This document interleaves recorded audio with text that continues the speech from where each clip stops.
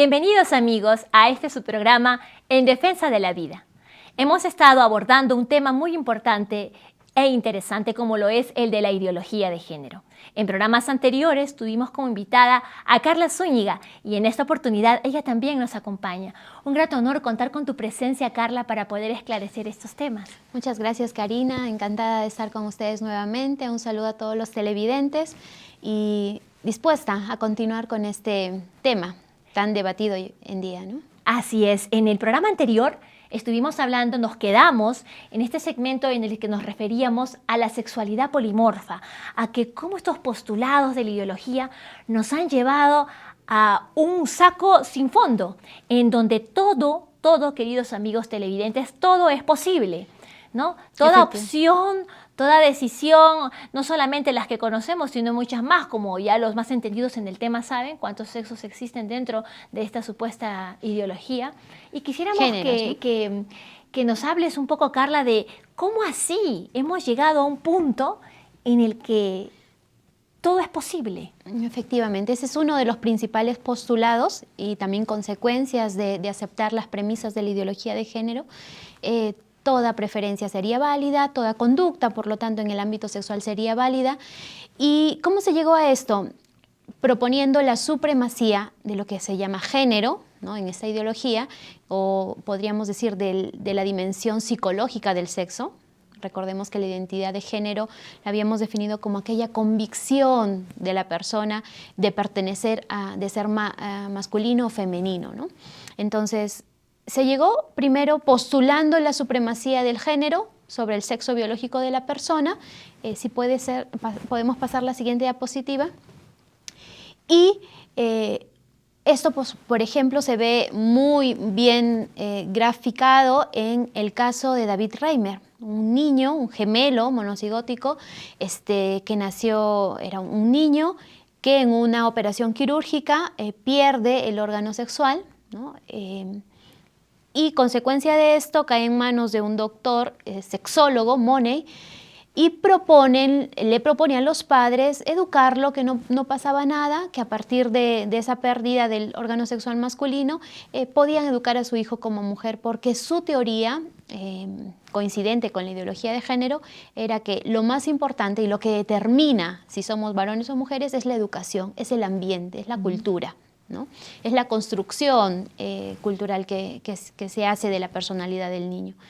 Los padres así hicieron, secundaron la idea de este doctor y a pesar de que desde el comienzo de esa propuesta se presentaron rasgos de rebeldía, de violencia en el niño, que a partir de entonces se llamó Brenda, y le empezaron a tratar como niña, vestir como niña, etcétera, etcétera.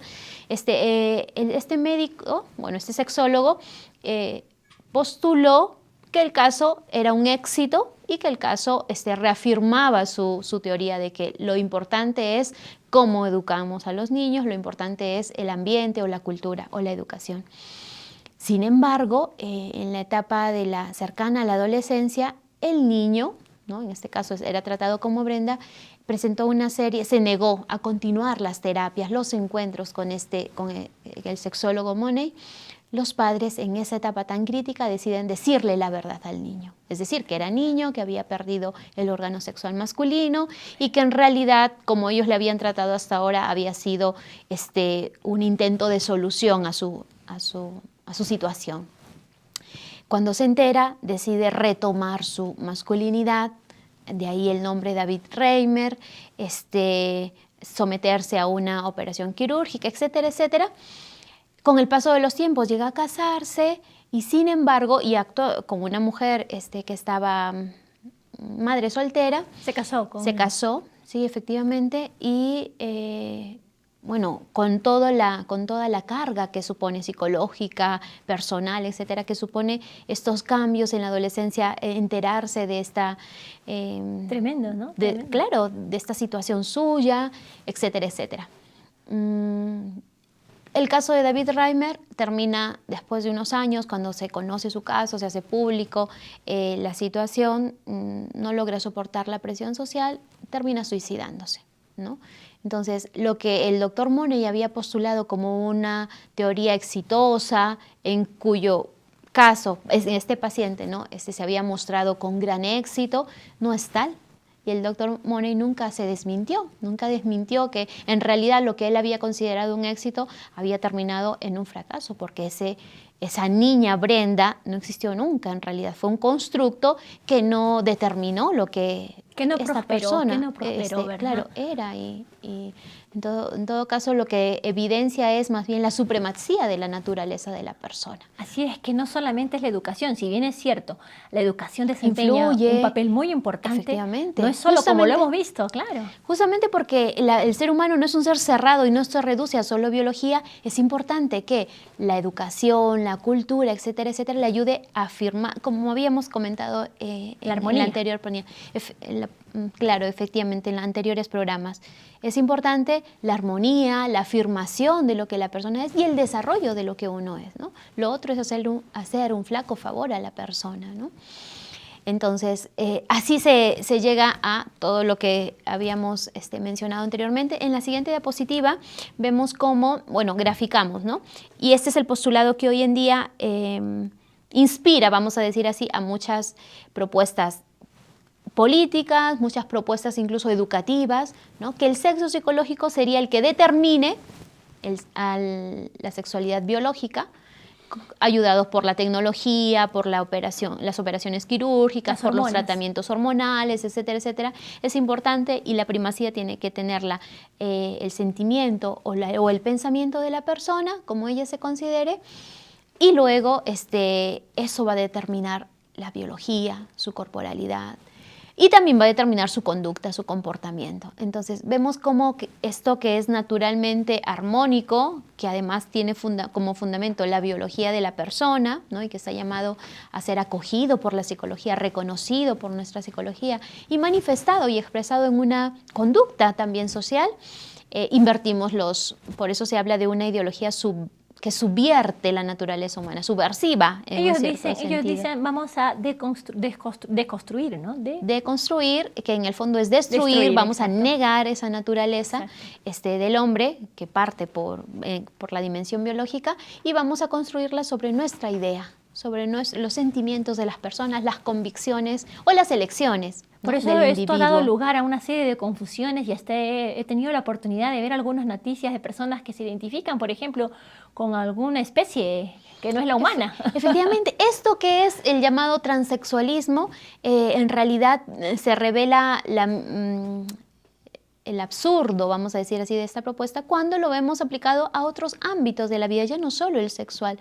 El ser humano niega lo que es en el ámbito de la sexualidad, pero está llegando incluso a negar lo que es en el ámbito de su naturaleza humana, racional, ¿no?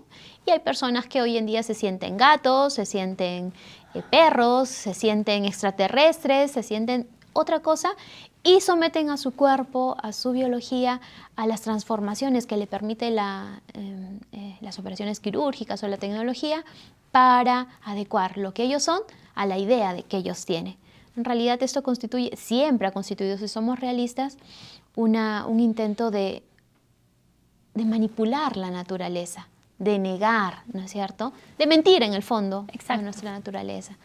Entonces, a esos absurdos llegamos, no solo en el ámbito de la sexualidad, sino llegamos también incluso a negar nuestra naturaleza humana como tal, ontológicamente. Tremendo, ¿no? Tremendo a donde nos lleva todo esto. Y una manera muy gráfica es esta figura que hoy nos traes aquí. Este es un niño, Esa ¿no? expresión, ¿no? Esta es la portada de este año, la primera portada de este año de una famosa revista, que ahí podemos ver, en la que aparece un niño, que claro, se siente niña, una niña trans, le llaman, según esta ideología, y ellos mismos reconocen, en el título se ve, la revolución del género. La revolución, sí, efectivamente, esas ideas, esa teoría es revolucionaria, es subversiva respecto de la naturaleza humana. Yo diría, es la rebelión de lo absurdo, ¿no? Claro, Disculpando efectivamente. la expresión, pero es que es lo primero que se me viene a la cabeza. Entonces, señores padres de familia, amigos televidentes, teleoyentes, a estar muy atentos aquí, a aprender a asimilar, pero no solamente quedarnos en el mero hecho de asimilar todo aquello que se ha venido desarrollando en nuestros programas, sino también a ser conscientes del peligro al que estamos exponiendo a toda esta generación, ¿no? En la que impera el relativismo, hay mucho relativismo y por ello hay mucha confusión, nadie tiene claro lo que es ser hombre, lo que es ser mujer, lo que es ser familia, ¿no? Y por ahí pues viene una serie de caos y de problemas, ¿no? Lo estamos viviendo, estamos pasando un momento muy dificultoso a nivel de las difícil en el difícil. ámbito de la educación, ¿no? Justamente por eso, de ahí la importancia de formarnos, educarnos, clarificar nuestras ideas para poder también ayudar a los demás a clarificar sus ideas, ¿no? Importante en ese. Claro, por eso amigos, yo les pediría que nos acompañen, que sigan nuestro programa, la secuencia. Los que ya han visto los programas anteriores pueden comprender de una manera mucho más precisa a qué nos estamos refiriendo. También los que están recién sintonizándonos. Además, estos programas, tengo entendido, van a seguir siendo pasados una y otra vez, pueden solicitarlos, ¿no? Para así poder tener muy en claro todos estos postulados de la ideología de género y estar atentos en cuando nuestros hijos se ven amenazados por estas cosas, ¿no? Y esclarecerlas en su momento más oportuno, ¿no? Síganos acompañando. En el siguiente segmento vamos a continuar con este programa y vamos a determinar a ver qué acciones podemos tomar nosotros como educadores, como padres de familia, como profesores, ¿no? En la educación de nuestros hijos para evitar estos sesgos, estas confusiones a las cuales nos está llevando la ideología de género. Muchas gracias, Carlita, por todo lo que nos has venido dando. Y ya para cerrar, en el siguiente bloque vamos a ver, ¿no? Cómo podemos pues estar más atentos y hacer algo en concreto, ¿no? ¿Qué respuesta dar, no? Así es. Efectivamente.